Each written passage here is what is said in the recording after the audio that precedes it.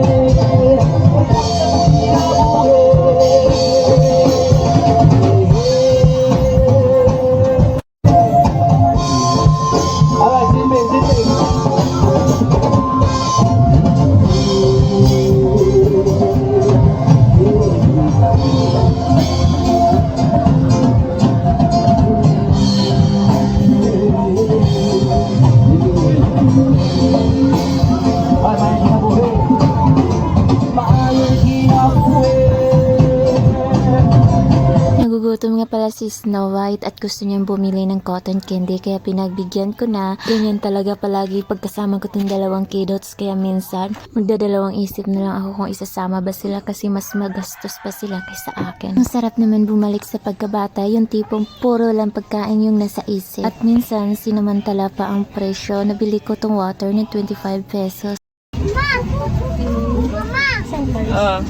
Kung merong nagtataasan ng presyo, meron din namang babaan ng presyo dito. Kaya makakabili ka na lang kahit wala kang plano dahil sa sobrang baba. Umuulan nga kaya tumatambay muna kami dito sa peryahan.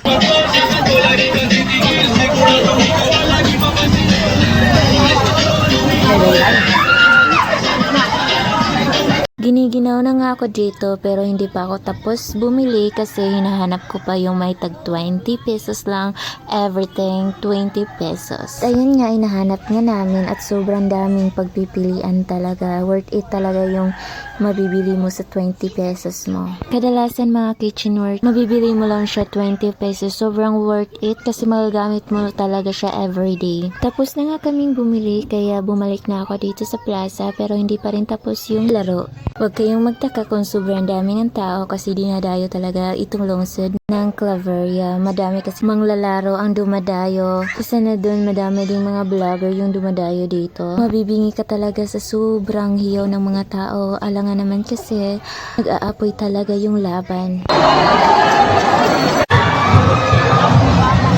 At natapos din yung laro na kahit ulo ay wala akong makita kaya hanggang dito na lang, hanggang sa muli.